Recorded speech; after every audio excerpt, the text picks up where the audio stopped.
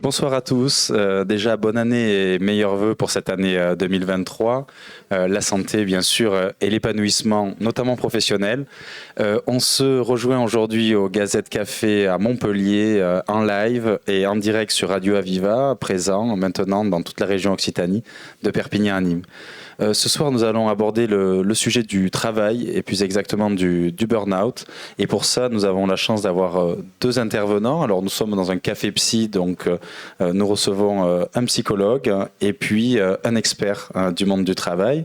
Je vais vous demander, si vous voulez bien, tout de suite de vous présenter succinctement votre parcours. Et puis ensuite, on rentrera dans le cœur du sujet. Bonsoir, donc moi je suis Christophe Pioche, je suis psychologue, je travaille à Libéral sur Montpellier, les environs de Montpellier. Alors sur mon parcours il est un peu atypique puisque j'ai d'abord travaillé dans le secteur de l'entreprise, donc je faisais du conseil, j'accompagnais des entreprises également sur cette question de relation au travail et puis ensuite j'ai décidé de remplir mes compétences, compléter mon parcours avec plutôt un parcours clinicien et donc je me suis formé à l'EMDR qui concerne tout ce qui est problématique voire du psychotrauma. Merci beaucoup. Déjà, on voit cette double casquette et cette expertise. Et puis, on a la chance d'avoir un deuxième intervenant qui est pur et dur du monde du travail, entre guillemets, mais qui va expliquer l'originalité de son parcours et de son approche. Merci beaucoup. Donc Grégory Couchit, psychologue social avec une spécialité travail et organisation. Ça fait maintenant 15 ans que j'interviens dans les entreprises, d'abord en interne en poste RH et ensuite en cabinet de conseil. Et depuis 7 ans à mon compte, depuis 7 ans a son importance parce que je me suis mis à mon compte après avoir moi-même expérimenté un burn-out. Alors que j'appartenais, et c'est ainsi qu'on s'est rencontré avec Christophe, au réseau des intervenants CARSAT Languedoc-Roussillon spécialisé sur les questions des risques psychosociaux, au réseau ANAC-TARAC spécialisé sur les questions de la QVT, donc qualité de vie et conditions de travail, devenu QVCT, qualité de vie et des conditions de travail. Et donc à la fois sujet malheureusement du burn-out et surtout intervenant aujourd'hui dans les entreprises, principalement en accompagnement, formation, coaching, facilitation auprès de publics de cadres et de non-cadres, sur globalement les questions de performance relationnelle, la performance du point de vue de la réussite de l'entreprise et puis la performance du point de vue de la protection de la santé et de la sécurité des humains. Je crois tout de suite deux choses intéressantes dans ce que vous dites. Déjà, l'expérience personnelle, ça remplace jamais toute la théorie, ça ne peut jamais remplacer toute la théorie et c'est très courageux de le dire parce que ça permet à chacun ensuite de s'exprimer, puis c'est quelque chose de finalement assez normal, même si ça ne doit pas forcément être acceptable, mais ça fait partie de la vie. La deuxième chose dans vos propos, c'est la question de l'organisation. Je crois que le système, l'organisation, c'est quelque chose qui doit être pensé, et notamment par rapport au burn-out. Alors je vais tout de suite interroger Christophe pour qu'il peut-être développe ou nous indique qu'est-ce que c'est finalement le burn-out. C'est très utilisé par les personnes dans les médias, mais est-ce qu'on pourrait en savoir plus sur comment reconnaître un burn-out ? Alors, la notion de burn-out, d'épuisement professionnel, c'est un épuisement émotionnel, corporel également. On verra tout à l'heure les symptômes que l'on peut identifier sur le burn-out, en lien avec le travail. C'est-à-dire qu'il y a une forme d'usure qui va s'installer chez le salarié, chez l'agent dans une collectivité, et qui, avec le temps, va faire que cette difficulté qu'il va ressentir au travail va s'exprimer avec différents symptômes.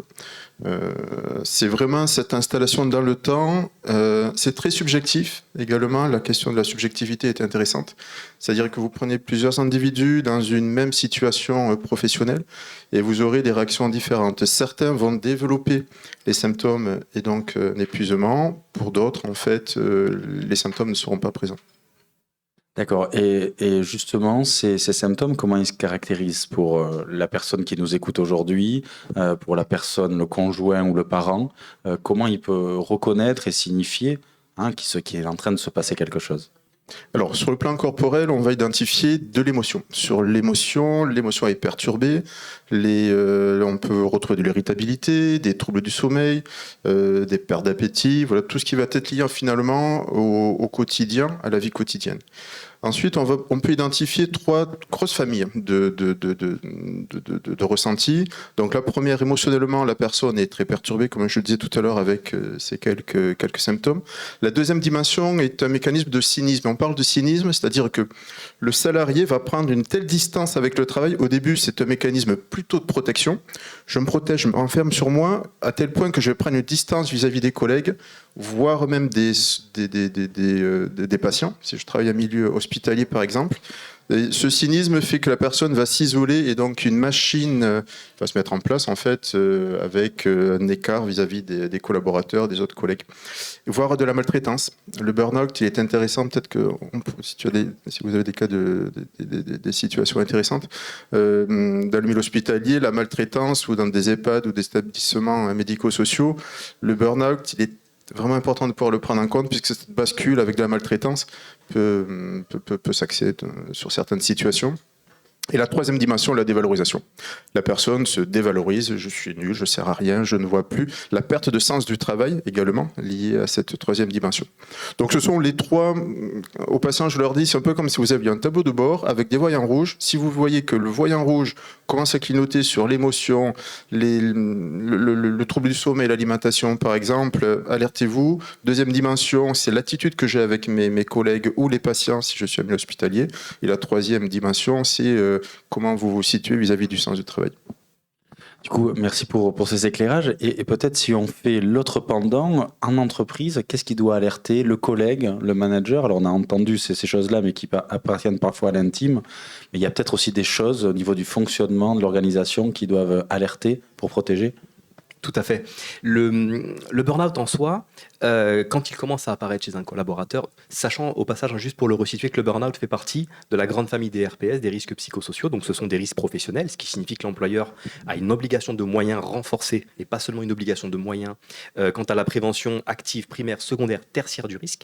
Donc c'est-à-dire qu'il doit créer une organisation qui protège de l'entrée du risque, il doit outiller les acteurs pour faire face si le risque rentre quand même, et il doit être capable d'assurer une prise en charge pour accompagner et réparer l'acteur si le risque s'est exprimé, devenu un danger manifeste. De fait, c'est un risque professionnel très particulier parce que c'est le seul qui se situe, et Christophe l'a très bien expliqué, dans la perception de l'acteur. Deux mêmes acteurs dans une même situation de travail, dans la relation qu'ils entretiennent avec la situation. Le premier, aucune problématique, voire même un grand épanouissement. Le second, possiblement de la souffrance. Sachant que la frontière est ténue parce que le premier step pour entrer en burn-out, c'est l'engagement. Les acteurs les plus touchés par le burn-out, c'est des workaholics. Ce sont des acteurs qui ont un lien d'attachement très fort au travail. Et tout rentre par là. C'est d'ailleurs pour ça qu'on le verra, mais dans la prévention du burn-out, l'action individuelle qu'on va mener est très importante. Le burn-out, c'est un tango qui se danse à deux. Le travail est un tango qui se danse à deux. L'employeur aura une responsabilité, notamment à travers l'organisation selon qu'elle est ou pas protectrice. L'acteur aura une responsabilité. Quand je suis parti en burn-out et que je suis revenu, on m'avait remplacé par 3 personnes. Mon employeur m'a mis de la charge, mais je l'ai accepté. Donc, dans l'absolu, on a travaillé ça ensemble. Lui ne pouvait pas se rendre compte si moi, en retour, je ne lui disais pas ce qui se passait. C'est pour ça qu'il est important, dans les pratiques, notamment managériales, de passer beaucoup de temps sur observation, écoute, notamment tout ce qui va être rupture de séquence, des comportements qui changent de manière conséquente, à la fois dans les temps institués formellement, et puis dans les temps informels, comme des simples cafés, des échanges, prendre le temps d'écouter le discours des acteurs, prendre le temps d'observer leurs émotions au travail, de voir la manière dont ils décrivent les choses. Est-ce que la relation se dépersonnalise? Est-ce qu'il y a une perte d'épanouissement? Est-ce que l'acteur se exprime clairement un sentiment de débordement? Est-ce qu'il exprime un sentiment de perte de sens critique au travail? On différencie souvent les 3 formes d'épuisement qui sont le burn-out, le bore-out et le brown-out. Le burn-out, c'est l'épuisement par le trop de charge. Le bore-out, c'est l'épuisement par le trop peu. Et le brown-out, c'est l'épuisement par la perte de sens critique au niveau éthique. Mais dans le burn-out, on va trouver cette dimension de sens critique, justement, qui se perd. Et donc, l'acteur qui va être en burn-out, le step 1, c'est l'engagement. Il est heureux, il prend plaisir au travail, il s'engage de manière très forte, il s'attache très fort à l'entreprise. Et déjà, il y a un problème là, il y a quelque chose à repérer, c'est que pour se sortir du burn-out, on doit réinvestiguer notre idéologie du travail. Si notre idéologie du travail, c'est l'attachement très fort, c'est le dépassement, jusqu'à la mise en danger, on est client de burn-out. On ouvre la porte et le risque au burn-out. Le step 2, ça va être le surmenage. Et dans le surmenage, nous, ce qu'on va pouvoir observer, c'est quoi? C'est déjà des acteurs qui vont être très absents des temps de relations sociales, du café par exemple. C'est ce qu'on appelle les ruptures de séquence. On dit par exemple quelqu'un qui prend du café est stressé. C'est pas forcément le cas. J'ai connu des gens en entreprise, ils boivent 7 cafés par jour, ils vont très bien. Et d'autres qui en boivent un seul, mais qui sont stressés. Et pourquoi on l'a repéré? Parce que d'habitude, ils n'en boivent pas. Et d'un coup, ils se mettent à en boire. Ou celui qui en boit 7, du jour au lendemain, il n'en boit plus et on ne le voit plus à la machine à café. C'est ces petits moments-là de rupture de séquence qui doivent nous interpeller. Le changement comportemental qui traduit qu'on a changé de relation au travail et que l'engagement qui hier était épanouissant est en train de devenir douloureux. Et donc là, on va commencer à observer de la part de cet acteur une difficulté à déconnecter, une tendance à prendre de la charge et à sortir du collectif. Ça, c'est inquiétant parce que le soutien social, c'est le facteur numéro 1 de protection avec le renforcement du sens au travail contre globalement les RPS, spécifiquement le burn-out. Derrière, l'acteur va commencer à rentrer en épuisement et là, qu'est-ce qu'on va repérer? Des erreurs chez un acteur qui habituellement n'en fait pas. Des erreurs techniques, intellectuelles, des expressions émotionnelles de souffrance, des retards sur les rendus. Derrière la problématique, c'est qu'il y a des comportements un peu harcelants qui vont commencer à se développer parfois, qui sont des comportements de retrait de la reconnaissance. Et comme cet acteur, son principe de vie, c'est de courir après la reconnaissance, qu'est-ce qu'il va faire? Là où il devrait dire « Ok, je ralentis, je prends du recul », il va renforcer son investissement au travail pour avoir de la reconnaissance. Mais cet investissement, il va quand même s'accompagner d'une baisse de la performance progressive. Et c'est ça qui va mener à un moment donné à l'effondrement. Donc tous ces petits symptômes-là, également les symptômes métaboliques, des acteurs qui sont jamais malades, puis qui d'un coup se mettent à être malades, ils viennent quand même, vu leur profil au travail, mais parfois ils vont se mettre d'un coup à s'arrêter, c'est pas habituel chez eux. Et puis on peut arriver jusqu'à des expressions physiques, un collaborateur qui arrive avec une dermatose ou... Là déjà, ça doit nous interpeller. Quelqu'un qui est jamais malade et cette année il nous a fait 2 grippes et une gastro. Il y a quelque chose qui s'opère, une problématique. Donc tous ces petits symptômes-là, qu'on va pouvoir observer en réactif et qu'on va aller chercher en proactif, en questionnant, en observant au travail, ce sont des symptômes qui sont de nature à nous dire, là possiblement j'ai un acteur qui se rapproche du burn-out. C'est très intéressant. Et puis nous, entre guillemets, en tant que psy clinicien, on n'a pas ces repères-là, mais la rupture de séquence, je crois que c'est quelque chose vraiment à retenir pour nos auditeurs. Une fois que le burn-out est là, on l'a expliqué, qu'est-ce qu'il faut faire? Qu'est-ce qu'on fait? Alors peut-être on va refaire un ping-pong, on va re-rentrer dans l'entreprise, parce que c'est peut-être là où il y a quelque chose qui se passe, et puis on va voir comment l'entreprise l'amène peut-être aux soins ou pas. C'est une question d'ailleurs éthique qu'on se pourra se poser ensuite. Alors, au niveau de l'entreprise, la priorité qu'on doit avoir, alors pour l'employeur, vis-à-vis des autorités, vis-à-vis du juge, vis-à-vis des CARSAT, vis-à-vis des services de santé au travail, vis-à-vis de l'ANACT, vis-à-vis de toutes les structures qui peuvent avoir de la directe, de la DRETS, pour le coup, c'est la prévention primaire, c'est-à-dire construire une organisation qui nous protège. On a un gros problème, un petit handicap, c'est qu'on est français, c'est qu'on a une difficulté avec l'organisation, on a tendance à considérer qu'elle nous crée des systèmes de contraintes. Sauf qu'en fait, elle nous crée des systèmes d'opportunité, l'opportunité d'être protégé. Donc d'abord, une organisation de travail extrêmement verrouillée, des rôles clairs, des périmètres clairs, des directives claires, une pesée de charge. Le burn-out apparaît en général quand vous êtes face à ce qu'on appelle une demande psychologique, c'est-à-dire une charge de travail perçue. Vous rajoutez à ça une exposition à long terme. Là, on est en train de rentrer dans ce qu'on appelle le stress chronique, par opposition au stress aigu. Le stress aigu, c'est un événement très traumatisant qui va me provoquer un stress. Le stress chronique, il est durable. Donc je vais être en forte exposition. Cette forte exposition, elle va être extrêmement régulière. On va rajouter à ça la perte de sens au travail et je vais commencer à rentrer en burn-out. Donc le système, de facto, de l'entreprise, il doit créer les conditions, au contraire, de réguler la demande. On doit avoir des systèmes d'alerte pour que les acteurs puissent prévenir quand ça ne fonctionne pas, sans qu'on les mette à défaut, parce qu'on a un autre problème très français, c'est l'ego au travail. Dans l'idéologie au travail, si je travaille beaucoup, c'est bien. Je suis une bonne personne. Je suis le premier arrivé, je suis le dernier parti. Vous savez, ce genre de petite phrase où quand vous partez à 20h, alors normalement vous lâchez le poste à 18h, votre patron passe et vous dit « Ah, t'es en vacances ? Tu pars à 20h aujourd'hui ?» Voilà. Ce genre de petites phrases extrêmement problématiques. On serait au Québec, votre manager, il passerait vous voir et il vous dirait « Mais pourquoi t'es encore là ? Parce que t'es mal organisé, t'aurais dû être parti déjà. Et moi, j'ai pas fait mon travail de te protéger. » Donc, vérifier que la charge est bien équilibrée. Vérifier que les gens ont l'autonomie nécessaire pour la réguler. Et donc, au sens d'Yves Clos, mettre le travail en débat pour co-construire des systèmes de travail qui ont du sens et dans lesquels on sait se réguler. Avoir des systèmes d'alarme, tout ça, c'est le b.a.-ba, c'est le minimum sur lequel il faut travailler pour réduire le risque de burn-out. Alors, avant d'aller plus loin là-dessus, moi, en entreprise, je sens qu'il y a une rupture chez un collègue. Comment j'agis? Je lui en parle, je parle à mon manager. Comment, de manière pratique, on peut agir dans l'entreprise avant d'arriver aux soins? Alors, de manière pratico-pratique, si la relation est bonne avec le collaborateur, on peut aller le voir. La zone de risque, c'est que quand on rentre en burn-out, en général, on n'écoute pas les conseils externes. On est dans une certaine forme de déni. Il y a le sentiment que l'acteur autour ne comprend pas forcément. Nous, on est en hyper-investissement, on est en train de jouer notre ego. On aura du mal à entendre. Mais on peut entendre quand même, parce que, encore au début, juste après la phase de l'engagement, quand on a la phase de surmenage, si on se désengage quelque temps, qu'on met le travail à distance et qu'on prend un peu de respiration, un peu de congé, on peut se reconstruire très vite. Le problème, c'est quand on attend la phase de l'effondrement, ou déjà la phase de l'épuisement. En phase 2, en phase de surmenage, on peut déjà avoir une amélioration qui s'opère. Dans tous les cas, il est important de prévenir les autres acteurs qui sont autour. c'est-à-dire le manager, parce que sa définition de son métier, c'est de créer les conditions de la performance, et créer les conditions de la performance, c'est mettre en sécurité l'acteur, c'est sa responsabilité. Si vous avez des instances représentatives du personnel, vous avez aussi des gens à l'intérieur qui peuvent être des préventeurs. Également, si vous avez des préventeurs comme un médecin du travail en interne ou une infirmière du travail, une assistante sociale du travail, ce sont des gens qui peuvent intervenir de manière très éclairée pour accompagner l'acteur. On peut également, à ce moment-là, donc simplement aider l'acteur à peser sa charge. Basiquement, hein, on prend une feuille, un stylo, on fait une petite carte mentale. Quelles sont les tâches principales que tu occupes? Quel temps ça te prend dans une semaine? On va regarder ton agenda pour voir son niveau de charge. Est-ce qu'aujourd'hui, c'est réaliste par rapport à l'occupation de ton poste ou pas? Juste ce petit step de base et commencer à réfléchir avec des outils comme les matrices d'Eisenhower à comment je peux prioriser mon travail, accepter de dégrader un peu la qualité, parce que souvent on est sur une vision de surqualité de la tâche, pour que le travail rentre dans son temps nécessaire et que je puisse rentrer chez moi et me déconnecter. Donc ça, c'est le premier step. Mais derrière, ça va être à l'employeur de s'en emparer en travaillant sur tous les éléments qu'on vient de citer et sur les éléments de déconnexion. On a un gros problème aussi, c'est les outils de communication aujourd'hui. Les outils de communication sont arrivés dans l'entreprise de manière très soudaine. Le mail, aujourd'hui les réseaux sociaux d'entreprise, et on n'a pas mis de mode d'emploi avec. On n'a pas de comment. Et le problème d'un outil, c'est que finalement, ça peut être le meilleur comme le pire. Avec un tournevis, je peux réparer un fauteuil roulant ou poignarder une personne. Ça dépend ce que j'en fais, c'est le user, c'est l'utilisateur qui fait la différence. Et là, en l'occurrence, tout l'enjeu, c'est les mails, est-ce qu'on les utilise bien ou mal? Aujourd'hui, on a tendance à avoir une quantité de mails industriels, et quand on sait qu'on va reprendre le travail après les congés et qu'on reçoit en moyenne 100 mails par jour, 2 jours avant, alors que je suis en congé, j'ouvre ma boîte mail et je commence à réguler. Et là, je vois toutes les mauvaises nouvelles, tous les problèmes qui commencent à s'opérer, je suis inquiet à reprendre le travail. L'entreprise va devoir mener un travail dans un second temps très organisationnel. À mon niveau, je serais vraiment sur faire report et très rapidement mettre le management dans la boucle pour impulser une action organisationnelle. Derrière ça, sans doute un lien avec la médecine du travail, éventuellement, la médecine du travail qui se doit de dépister et d'organiser. Quand on est du côté du soin, c'est-à-dire en dehors de l'entreprise, comment ça se passe? Qu'est-ce qu'on doit faire?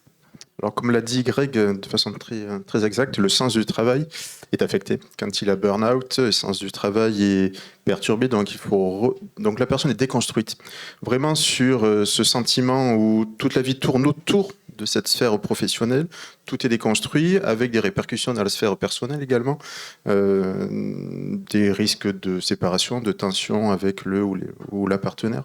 Donc qu'est-ce qu'il faut mettre en place? C'est rassurer dans un premier temps, expliquer également ce qui s'est mis en place dans ce mécanisme de sphère, vraiment de machine à broyer dans la relation au travail, et puis redévelopper les ressources. Donc redévelopper les ressources, c'est se recentrer sur son quotidien, prioriser autre chose que le travail, voilà, redévelopper des domaines qui avaient été mis de côté et surinvestis dans le travail.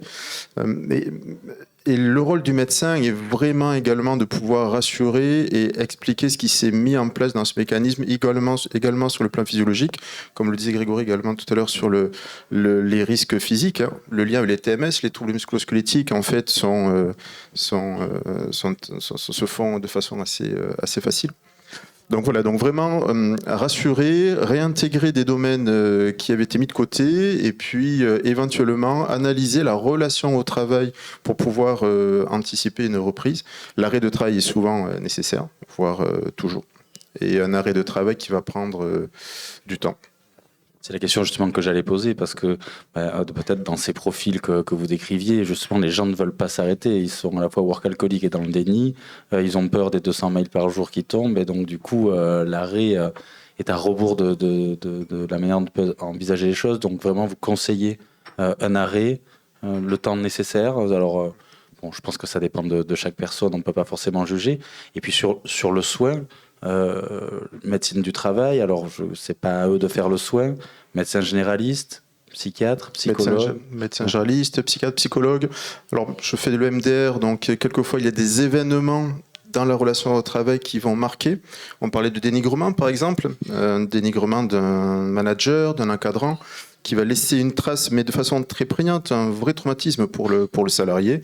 Et donc, il va falloir travailler sur ce moment-là, l'apaiser, le déconstruire, et puis envisager une reprise. Mais quelquefois, la personne ne peut plus retourner dans cet environnement de travail, qui devient un environnement toxique et qui est rattaché dans l'inconscient comme étant un lieu de difficulté émotionnelle et mentale. Est-ce que l'entreprise est capable de se réadapter à un burn-out par rapport à un employé? C'est-à-dire il y a un état A, il y a un état B avec un changement idéalement de mentalité. Comment l'organisation entreprise arrive à encaisser ça et à s'adapter? On a des idées là-dessus, des connaissances? Alors, il y a avant tout la limite de l'individu. Parce que le burn-out, on le diabolise souvent. Hein, c'est un terme qu'on galvaude et qu'on diabolise. Il faut quand même aussi qu'on apprenne, même si ce que je vais dire peut sembler paradoxal, à l'aimer. Parce que le burn-out nous sauve la vie. Si on était japonais, dans une culture collectiviste, on passe pas par le burn-out, il est présent, hein, mais on a tendance à pousser jusqu'au karoshi. Le karoshi, c'est quoi? C'est le décès spontané du collaborateur sur poste de travail, au niveau du cœur, au niveau de la tête, hein, arrêt cardiaque, AVC. Pourquoi? Parce qu'on est dans une culture où 10 heures par jour, 6 jours par semaine, on va être sur des rythmes de travail extrêmement élevés. Et la conséquence, c'est que les moteurs, à un moment donné, vont tout simplement lâcher. Le burn-out, c'est un phénomène qui existe plutôt dans nos sociétés, plutôt individualistes. Pourquoi? Parce que dans la maison qu'est le corps, on a un disjoncteur qui, à un moment donné, et le corps est bien fait, est très bien fait, il est résilient jusqu'à un certain stade, mais on a ce disjoncteur qui est capable de dire là, je peux plus fonctionner, donc stop. Et le burn-out, c'est ça. Et d'ailleurs, c'est pour ça qu'il faut qu'on le différencie de la dépression professionnelle. Ce sont deux choses différentes. Le burn-out, le corps se met dans un état où il ne peut plus exécuter l'action qui le met en souffrance. Alors, ça peut aller très loin. C'est pour ça qu'il faut s'arrêter le plus tôt possible. Vous avez des cas d'agnosie. On a des DAF qui sont incapables de lire des chiffres sur des feuilles parce qu'ils les voient se balader. On a eu des DRH qui ne sont plus capables de lire un accord parce qu'ils restent... Vous savez, ce moment où vous restez sur une phrase, vous la lisez 15 fois, elle n'a pas de sens, ben, c'est ça tout le temps. En permanence. On a eu des cas de passage à l'acte involontaire. J'ai récemment une soignante, pendant la période du Covid, avec ses 2 enfants à l'arrière, sur le chemin du travail le matin. Avant d'arriver à l'EHPAD, elle ne s'en rappelle pas, mais elle a fait une ligne droite dans un rond-point. Tout le monde va bien, je vous rassure. Mais l'accident, il a été clairement provoqué par des causes physiques. Là, elle cherchait physiquement à ne pas se rendre au travail. Le cas le plus classique, ce qui m'est arrivé, c'est l'incapacité physique à se lever, tout simplement. Ça fait bizarre, hein, parce que vous n'avez pas de signe avant-coureur. C'est vraiment une explosion en plein vol. La veille, j'étais encore un samedi dans l'entreprise, à travailler à toute vitesse, un samedi après-midi en train de traiter des données. Je vous rassure, c'est pas du tout mes horaires de travail classiques. Et le lendemain, incapacité absolue, un dimanche matin, de me lever, juste pour aller travailler, parce qu'en l'occurrence, j'allais aussi ce jour-là bosser le dimanche. Condition que j'avais créée en grande partie, hein, pour le coup, encore une fois. Donc, on a aussi des cas d'amnésie. On a des personnes qui ont des cas d'amnésie qui, parfois d'ailleurs, sont larges. On a des gens qui ne se rappellent pas d'éléments de vie personnels à la sortie d'un burn-out. Donc, est-ce que l'acteur est en capacité de revenir? Plus il a attendu tard avant de récupérer, de se réparer, moins on a de chances qu'il puisse revenir en arrière. Ça ne veut pas dire que c'est exclu, mais ça limite. En ce qui me concerne, j'ai arrêté certaines activités dans lesquelles je sentais qu'aujourd'hui, je mettais mon corps à nouveau en souffrance et mon manque de performance venait clairement du fait que mon corps m'empêchait. Dès le moment où l'acteur est en capacité, parce qu'on l'a pris assez tôt, ce que peut faire l'entreprise, c'est petit 1, bien travailler sur la phase de reprise. Quand l'acteur revient, après avoir vu le service santé au travail, le médecin, le psychologue du service, parfois le toxicologue, parce qu'on est parfois sur des addictions au travail aussi. Hein. Les causalités du burn-out peuvent être variées. Dans un second temps, je vais être reçu par le manager. On va échanger pour voir l'état d'esprit de la personne, sa capacité à reprendre, les tâches qui font souffrance, les tâches qui font résilience, et comment réadapter éventuellement le temps de travail sur un temps partiel, à voir éventuellement avec la médecine du travail, hein, sur un mi-temps thérapeutique par exemple, sur une adaptation de l'exécution du travail, adaptation du poste, sur uniquement les territoires dans lesquels la personne prend encore du plaisir, ne se sent pas en souffrance. Après, ça va être du management très rapproché, micromanagement en mode coaching très rapproché pour monitorer régulièrement, apporter du soutien. Parce que Christophe l'expliquait tout à l'heure, en thérapie, le burn-out, on le traite comme le stress, hein, très souvent. On s'intéresse aux ressources de la personne et aux contraintes. Parce que le stress, c'est quoi? C'est quand ma perception, c'est important, ma perception de mes contraintes au travail est supérieure à ma perception des ressources. Donc là, il faut aider la personne à réajuster dans la vraie vie. Ça, c'est le travail de l'employeur, les contraintes face aux ressources, pour qu'il y ait un équilibre. Et dans la perception de l'acteur, l'aider également à se rendre compte qu'il y a un équilibre existant. Donc là, l'employeur peut accompagner, observer, écouter et aider à réajuster justement le travail de cette manière-ci. Si l'acteur n'arrive vraiment pas, ça fait aussi partie du travail d'un management, d'un encadrement, de réfléchir à l'accompagnement en termes d'employabilité vers un autre métier, dans l'entreprise ou ailleurs, vers une autre entreprise. Ça fait aussi partie du job, pour le coup. Que l'on soit d'ailleurs collaborateur ou cadre, hein, quand on fait face au burn-out, dans les deux cas, on peut agir à ce niveau. Justement, pour les auditeurs qui nous écoutent sur Radio Aviva et aussi au Gazette Café, on reste dans la dimension de travail. Les acteurs professionnels, à qui peuvent-ils faire appel? Quelles sont les ressources? Est-ce que la métropole propose des choses? Est-ce que la CCI propose des choses? Est-ce que des acteurs comme vous, par exemple, proposent des choses pour les gens qui se trouvent comme ça un petit peu démunis? Alors, il y a beaucoup d'acteurs qui peuvent nous aider. Le premier point d'entrée, c'est toujours les autorités, donc le service de santé au travail, puisqu'on a une équipe pluridisciplinaire autour du médecin qui est en capacité d'avoir une approche complète. Il faut savoir qu'en tant que bénéficiaire des services d'un service de santé, on va avoir soit un suivi renforcé, soit un suivi plus light, qui va se faire environ tous les 2 ans, mais on peut, en tant que collaborateur, demander une visite. Il n'y a pas d'interdiction, bien au contraire. Si on commence à sentir que ça ne va pas bien, qu'on a mal, comme dit le célèbre film de Monsieur Carré, qu'on a mal au travail, demander un rendez-vous, c'est tout à fait faisable pour essayer de comprendre ce qui s'opère, et c'est souvent l'acteur numéro 1 qui va pouvoir nous accompagner. Ensuite, on va en effet pouvoir aller passer directement par des professionnels en fonction du type de problématique. Si on est sur du trauma, notamment, le MDR est une très bonne solution. La sophrologie peut aider à prendre des distances, à respirer autour du problème. Si ce sont des problématiques qui sont héritées de la vie familiale, par exemple, la psychologie systémique peut apporter. Donc on a tout l'ensemble des psychologues, psychiatres, psychanalystes qui, en fonction des besoins, peuvent apporter du soutien. Alors, quand on est collaborateur, quand on est cadre, il y a quand même un public malheureusement qui est un peu oublié dans l'affaire, ce sont les dirigeants, les freelances et parfois les travailleurs isolés. Ces acteurs-là, c'est beaucoup plus difficile de repérer les problématiques, les accompagner. On a l'Observatoire à Maroc, à Montpellier, qui travaille sur la question de la santé des dirigeants, qui fait des focus sur certains points, mais ça reste quand même encore aujourd'hui le parent pauvre, parce que le burn-out touche toutes les catégories de population. Les gens les plus touchés aujourd'hui, ce sont des cadres, ce sont des dirigeants. La population numéro 1 qui se suicide en France, c'est les médecins. Donc les populations les plus touchées, on va souvent les trouver dans ces niveaux-là. Ce qui est important sur le burn-out, de ne pas diaboliser l'entreprise ou le cadre, qui sont autant concernés et souvent très volontaires justement pour améliorer les situations. C'est vraiment le travail sur lequel il faut travailler, pas les acteurs mais les pratiques qui sont entre eux. C'est le travail qu'on remet au centre de la discussion. Et puis ensuite, vous allez trouver des différents observatoires, différentes associations qui travaillent sur ces thématiques, qui peuvent en effet accompagner les acteurs en cas de besoin. Et bien sûr, des réseaux d'intervenants, notamment de la CARSAT, sur les sujets du burn-out, en prévention primaire, secondaire ou tertiaire, qui peuvent donc faire de la consultation, formés pour aider à repérer le burn-out, parce qu'encore une fois, les gens qui ont un burn-out n'en sont conscients que quand ils craquent. Et puis au niveau primaire, accompagner à bâtir des organisations qui sont accompagnantes et non génératrices de souffrance.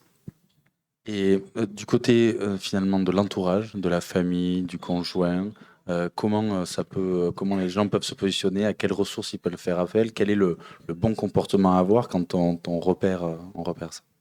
Alors le soutien, j'ai des patients par exemple qui m'évoquent une difficulté de se reconstruire puisque l'environnement ne comprend pas forcément ce qui se passe. Et quelquefois, j'aurais une fracture, ça se verrait, j'aurais mon plâtre, j'aurais ma prothèse ou autre. Sur la partie psychosociale, c'est invisible. Et donc l'environnement, quelquefois, est dans le déni, avec quelquefois même des mots durs.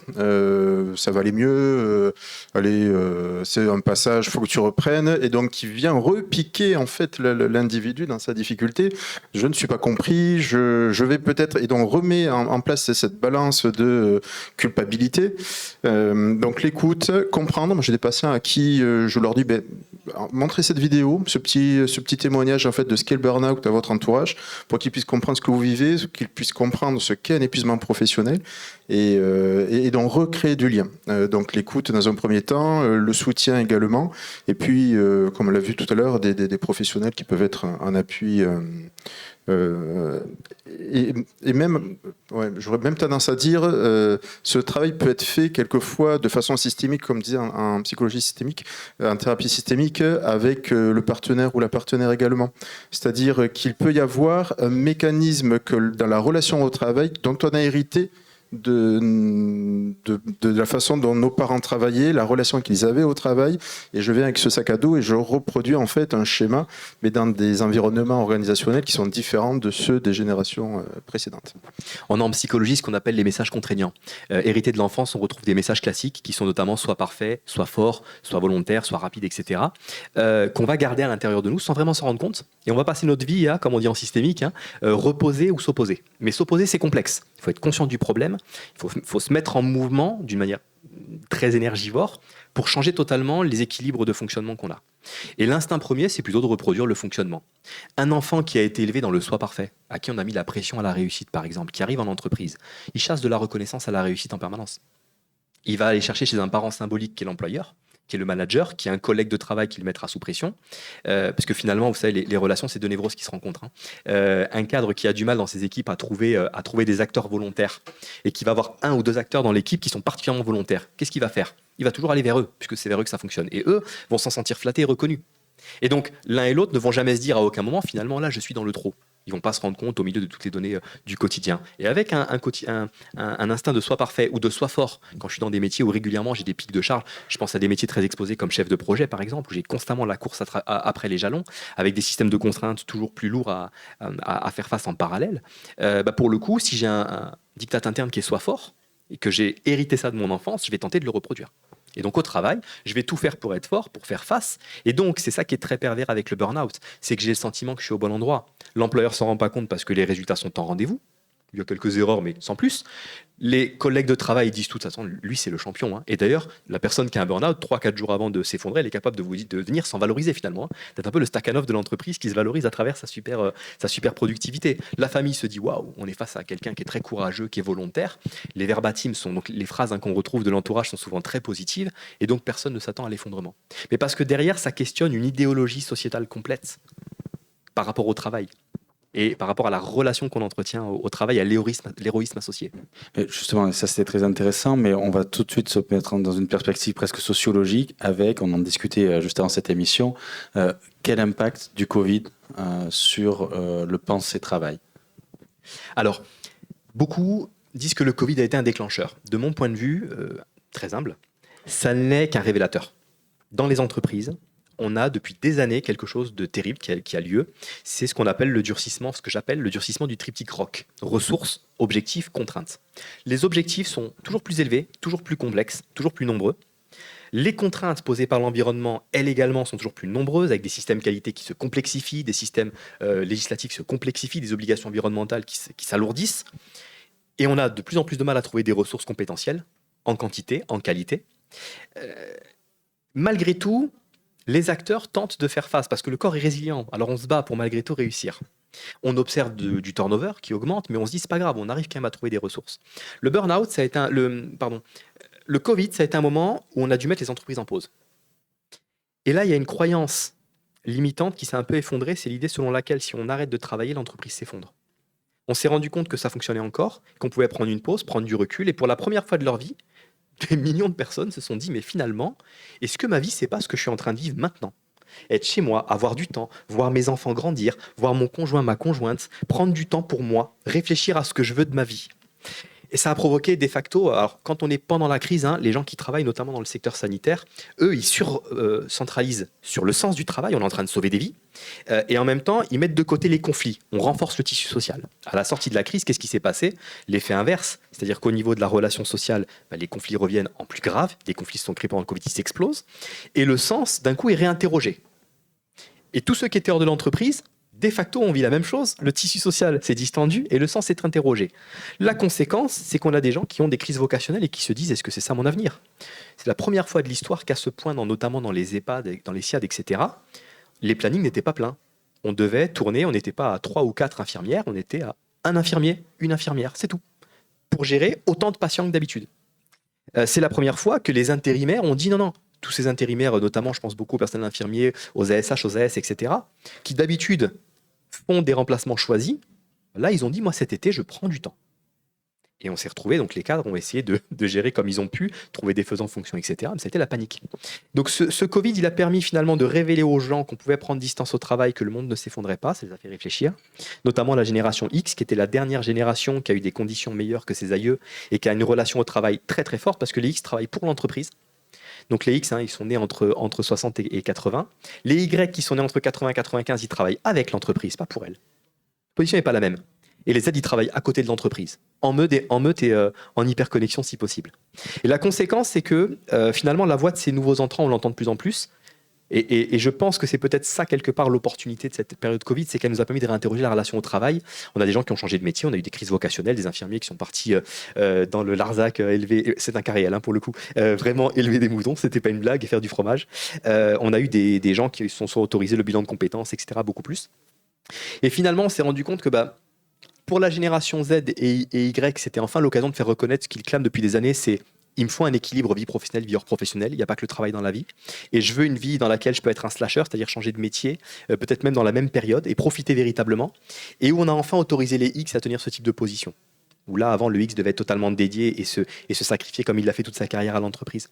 Et donc, ça a permis de prendre conscience du fait qu'on pouvait mettre à distance et ça a permis de réduire les risques de burn-out dans une partie de la population. Par contre, en sortant des collaborateurs de l'entreprise et des cadres de l'entreprise, on a un effet de cascade, c'est qu'on est moins nombreux sur le terrain, mais il faut continuer le boulot. Dans les EHPAD, on a toujours nos personnes âgées, nos aînés qui sont en souffrance et qu'il faut accompagner. Dans les hôpitaux, il faut recevoir les patients, surtout que pendant le Covid, on n'a pas pu traiter notamment des situations de cancer, etc. On est centré sur le Covid. Dans tous les secteurs, d'un coup, on se retrouve avec moins de ressources à devoir faire la même chose. Et donc là, par contre, on crée un terreau favorable au burn-out à l'avenir à court terme. Du côté du soin, qu'est-ce qui s'est, merci c'est vraiment très intéressant, mais du côté du soin, que s'est-il passé pendant ce Covid sur la question du travail? Comment sont positionnés? Est-ce que c'est ce même ressenti du possible, du différent?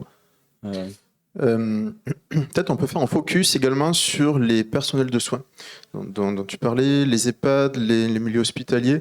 Le milieu hospitalier qui a été confronté en fait à un quotidien, au-delà de la charge de travail, un quotidien fait de souffrance, fait de décès, fait de tension et puis fait de mort. Je suis intervenu dans un EHPAD en fait où le personnel soignant était à bout parce qu'ils voyaient vraiment circuler les cercueils tous les jours devant eux avec des personnes avec qui ils étaient, auprès de qui ils étaient attachés. J'ai oublié la question du coup. Eh ben, pas de souci. J'ai failli l'oublier, mais je l'ai retrouvé. Non, c'est qu'est-ce qui s'est passé dans l'intimité du cabinet de soins avec ce Covid, pendant cette crise Covid. On a, je crois, l'analyse très pertinente au niveau du travail de ce changement de paradigme, mais comment ça a été ressenti dans l'intimité. Voilà. D'où le zoom, le focus que je faisais en fait sur le personnel soignant. Et effectivement, les personnes ont réajusté le tir, en fait, leurs priorités.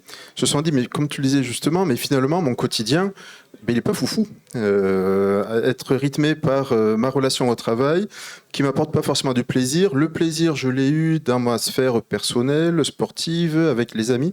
Et finalement, il y a non pas un détachement, mais au contraire, c'était plutôt salvateur pour eux de se dire, je remets le curseur dans le bon sens, en fait. Et ce qui se passe dans le cabinet, c'est ça. C'est que certains me disent, mais finalement, c'était pas plus mal. Ça m'a permis de réajuster le tir, de pouvoir non pas me désinvestir totalement, mais de réajuster, en fait, de m'écouter. Et quand je parlais de ressources tout à l'heure, et quand on parlait de ressources, en fait, dont je dispose, c'est réalimenter mes ressources avec des activités, faire du yoga, de la sophrologie. Et ce mécanisme-là, forcément, il est... En plus, l'entreprise le récupère de façon très positive, puisque l'individu était en sérénité, et donc certainement pour beaucoup plus productif dans la relation professionnelle. C'est très important, là, ce que dit au passage Christophe, c'est que la prévention des risques psychosociaux, très souvent, c'est vécu comme une contrainte lourde pour les entreprises. Ça va nous ralentir de faire de la sécurité. Sauf que dans la vraie vie, c'est des modèles de performance formidables. Parce que si vous prenez les risques psychosociaux, toutes les causes, et que vous les retournez, vous trouvez derrière tous les facteurs de motivation qui ont été démontrés en psychosocial durant les années 1900 et notre siècle. Donc au final, prévenir les risques psychosociaux, c'est gagnant-gagnant. L'entreprise y gagne, les cadres y gagnent parce que c'est plus simple à piloter, les collaborateurs y gagnent. On a tous véritablement une équation gagnant-gagnant sur la prévention des risques psychosociaux, du burn-out, du bore-out. Alors ça fait peur parce qu'on touche un objet morbide, entre guillemets. On a toujours peur de parler de ce qui fait mal, ce qui est douloureux. Là, on a fait un super focus sur les EHPAD pendant la phase du Covid. On a été présent pour applaudir nos soignants. Aujourd'hui, dans les EHPAD, c'est la crise absolue et on s'en désintéresse. Pourquoi ? Parce que c'est un lieu qui est convaincu, dans notre perception, qui reste un lieu morbide. Donc on veut garder de la distance pour rester dans le vivant. Alors qu'à un moment donné, le vivant s'opère aussi là-bas et qu'il y a un enjeu de les inclure dans notre société. Et donc en effet, dans la relation au travail, la prévention de ces éléments-là, c'est des vrais facteurs de réussite. On va réussir économiquement, on va réussir opérationnellement parce qu'on arrive à rendre le service qu'on veut, on va réussir axiologiquement parce qu'on défend les valeurs et la vocation que l'on veut défendre, et on va réussir humainement parce qu'on va protéger les humains et les mettre en sécurité. Donc on a tout à y gagner, par contre il faut s'autoriser à y aller. Oui, mais je crois qu'on va conclure sur ça avant les questions, mais que la prise en charge des risques psychosociaux, c'est un modèle gagnant-gagnant-gagnant. Il est venu le temps des questions sur Radio Aviva et au Gazette Café. Alors, je vous incite à poser des questions. Il y a toujours une timidité au début et à la fin, on manque de temps. Alors, je vous incite à tout de suite poser une question afin qu'on puisse vous y répondre. On va vous amener un micro pour que vous puissiez être enregistré pour la postérité. Je rappelle, sur Radio Aviva, dans toute l'Occitanie, ce sera le début d'une nouvelle gloire. Tout à l'heure, vous avez dit, est-ce que finalement, pour l'employeur, quand il y a un retour au travail, du coup, on s'occupe de l'agent ou finalement, en fait, on enlève un individu, c'est plus facile de le remplacer par quelqu'un d'autre plutôt que de traiter réellement l'organisation? La question, c'est vraiment la question de l'atteinte. C'est-à-dire qu'il faut accepter de faire ensemble, l'employeur et le collaborateur, parfois, le deuil d'une relation ou d'un poste, parce que parfois c'est juste une mobilité. Quand ramener l'acteur dans le travail, ça va être l'abîmer davantage. Parfois, il faut se l'autoriser. Le burn-out, malheureusement, a eu un niveau d'atteinte qui fait que quand l'acteur se remet sur l'activité, le disjoncteur saute, le corps interdit l'action. Lui, il va se battre parce qu'il va à tout prix retrouver cette réussite qu'il avait. Là, il faut plutôt l'aider à recomposer avec son nouveau cerveau. Je travaille beaucoup dans le monde de la réadaptation, et notamment quand on parle avec des éducateurs APA, donc des personnes qui travaillent sur l'activité physique adaptée. Ils ont tendance à dire un tétraplégique, une personne qui a un accident de voiture, qui finit dans un fauteuil, il va commencer à progresser le jour où il aura accepté son nouveau corps. Tant qu'il essaiera de refaire ce qu'il faisait avant de la même manière, ça fonctionnera plus. Et là, c'est un peu la même chose. Parfois, il faut accepter ensemble on peut tenter, mais de faire le deuil d'une relation. Dès le moment où l'acteur est en capacité de reprendre, là, par contre, il faut déployer tous les moyens. C'est une nécessité absolue d'aider l'acteur à revenir en réussite dans un lieu où il a vécu quelque chose qu'il vit, lui, souvent comme un échec du point de vue égotique. Et là, il nous faut tout faire en réadaptant le temps de travail, en pesant la charge, en choisissant les activités au maximum avec l'acteur et peut-être en prenant pendant un petit temps une suppléance pour lui, un mi-temps à côté par exemple, tenter au maximum de lui permettre de revenir dans l'entreprise. C'est un enjeu clé de reconstruction pour lui. Et puis pour l'entreprise, c'est aussi un enjeu clé de conservation d'une compétence, d'une intelligence, d'un savoir. Souvent, quand même, dans les grosses entreprises, on change de poste, on met quelqu'un d'autre et puis c'est plus facile à traiter. Il y a des structures malheureusement qui ont oublié les obligations de gestion prévisionnelle des emplois et des compétences et qui en effet jouent cette carte. On a toujours à y perdre, surtout que les relations au travail changent. Les nouvelles générations, le turnover est rapide, les gens quittent vite le travail. Actuellement d'ailleurs le knowledge management est devenu une question clé, comment on garde la connaissance en entreprise. On a beaucoup de structures qui risquent de s'effondrer si on perd ça. Apprendre à fidéliser les acteurs est une clé. Et d'ailleurs les deux grands challenges qu'on doit relever dans l'avenir, c'est le knowledge management, conserver la connaissance, et c'est le plus difficile, c'est le management et les organisations ludiques. C'est comment, parce que notre génération Z qui arrive au travail, elle veut prendre du plaisir au boulot. Elle n'est pas juste dans je veux pas souffrir, elle veut être heureuse au travail. Et j'ai beaucoup de cadres qui se plaignent, qui disent mais comment on va les recruter, les encadrer? Mais je leur dis c'est une occasion formidable. Ils sont en train de nous expliquer comment être heureux. Il faut qu'on les écoute, ces nouvelles générations. Les anciens, on sait des choses, mais les nouveaux nous apportent beaucoup. Donc écoutons ce qu'ils ont à nous proposer et réfléchissons à une manière de sortir de l'image classique du travail. Je vous rappelle l'étymologie du travail, tripaliare, torturer. On a un vrai travail en France à faire pour percevoir le travail différemment. C'est totalement faisable. Il y a des entreprises qui travaillent sur le sujet. J'ai échangé hier avec notre consoeur Annie Marxer qui travaille sur les gouvernances partagées, qui arrive à avoir des résultats formidables de réengagement dans des métiers très dévalorisés. Donc il y a des possibilités, il faut qu'on les investigue parce qu'en effet, le salarié jetable, c'est une erreur absolue, une hérésie à la fois pour l'employeur comme pour le collaborateur lui-même. Et juste, je complète, c'est très violent pour le salarié. En fait, c'est parce que ça vient réalimenter le fait qu'il est inutile et culpabilise autour de ça. C'est très très violent.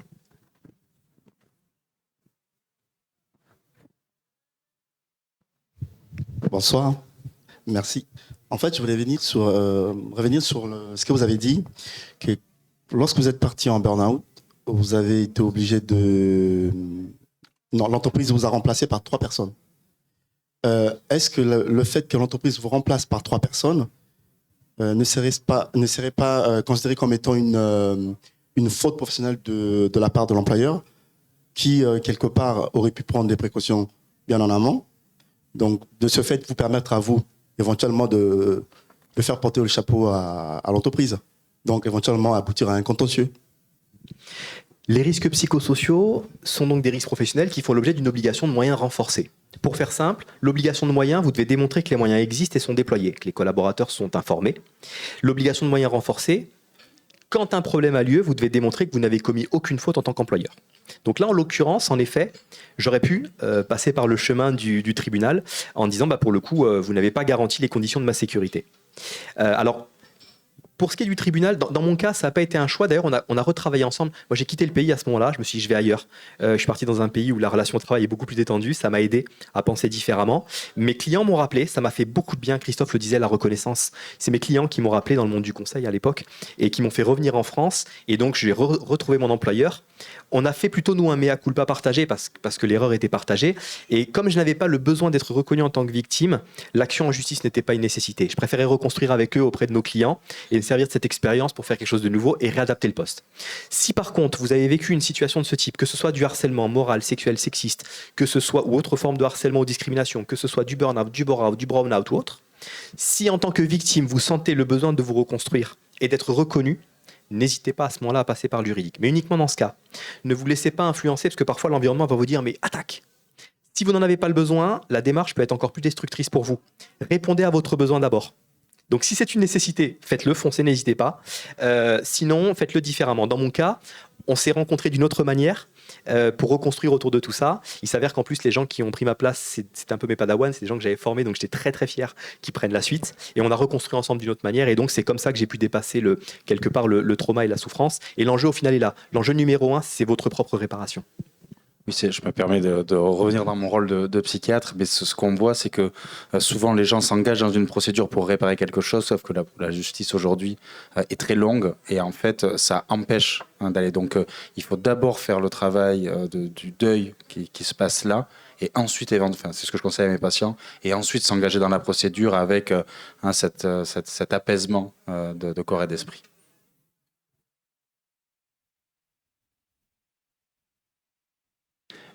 Est-ce qu'il y a d'autres questions ? Non, pas spécialement, on a été plutôt complet.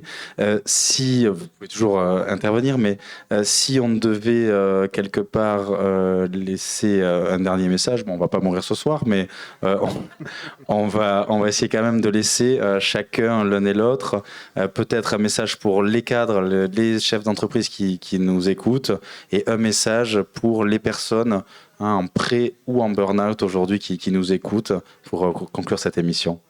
On va peut-être commencer par, cette fois-ci, le soin. Alors, dans un premier temps, analyser sa relation au travail. Quelle est la relation que j'ai avec mon activité professionnelle ? Peut-être même un peu ce travail d'introspection. Qu'est-ce que j'ai dans mon sac à dos ? Quelles sont les représentations que j'ai de la part de mon environnement personnel et familial ?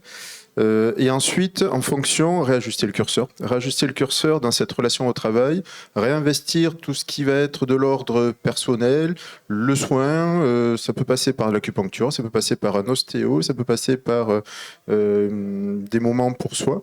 Voilà, réajuster vraiment cette relation au travail et ce sur- ou sous-investissement dans cette relation professionnelle. Je crois que c'est un message très important. Et du côté du travail, de l'employeur ? Alors du côté de l'employeur, des cadres, des collaborateurs, des CSE, sortir de la sacro-sainte culture de la responsabilisation à la française, parce qu'elle est contre-productive, être dans la culture de la co-construction autour de l'objet, se former les uns les autres, savoir c'est quoi un burn-out, parce qu'aujourd'hui tout le monde est en burn-out, si on écoute les gens. Mais c'est souvent ça en France. Le burn-out est un terme galvaudé. On a galvaudé le terme stress, on a galvaudé le terme maniaque, psychose. On utilise tous les termes dans tous les sens. D'abord, il faut le dédramatiser collectivement et clarifier ce que c'est pour qu'on arrive à l'identifier vite, parce que très souvent, il est invisible en point de démarrage. Et il n'y a pas d'acteur, il n'y a pas de vrai méchant. Dans la grande majorité des cas, moi je suis encore en contact avec mon ancien employeur, on est bons amis, parce que on sait que l'un comme l'autre, on s'est juste perdu sur un chemin à un instant donné. Prioriser le travail sur l'organisation qui doit sécuriser. Le point d'entrée, il est là. C'est l'organisation qui doit créer les conditions de la sécurité qu'il faut repenser en la mettant en débat avec ceux qui savent, c'est-à-dire les collaborateurs. On va aller chercher leur professionnalité au sens de Daniel Liénart, vraiment. C'est-à-dire la connaissance des règles de l'art du travail pour penser ensemble le travail. Sortir de la croyance limitante selon laquelle le travail c'est forcément douloureux. Le travail peut être ludique, ça peut être fun, on peut créer des nouvelles modalités de travail avec des temps partagés, avec des postes multiples, etc.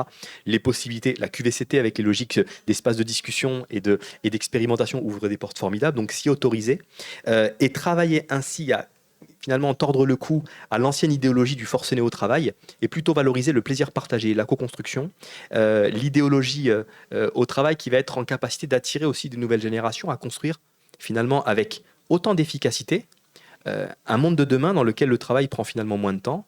où on se centre sur ce qui compte, où on prend du plaisir dans le voyage aussi, parce que le travail, c'est pas juste la production finale, c'est aussi la manière dont on le vit. Dans le travail, je pense qu'il est important de se rappeler du fait que finalement, le voyage est aussi important que la destination. Merci pour ce mot très, très inspirant. On va s'arrêter là pour aujourd'hui sur Aviva et en live au Gazette Café. Je voulais vous informer du prochain thème pour la Saint-Valentin du 14 février. Non pas du Café Psy, mais du Café Santé animé par l'excellent docteur Vincent Attalin, qui sera sur le chemsex, le sexe chimique. Donc on le remercie pour ce thème 14 février. Et nous, on se retrouve, c'est un hasard, le mois d'après, c'est-à-dire le premier mardi du mois de mars, si je ne me trompe pas. Pareil, sur la sexualité, avec deux intervenants, un sexologue et un influenceur autour de la sexualité libérée. Je vous remercie pour votre attention. Passez une belle année, une belle soirée. Au revoir.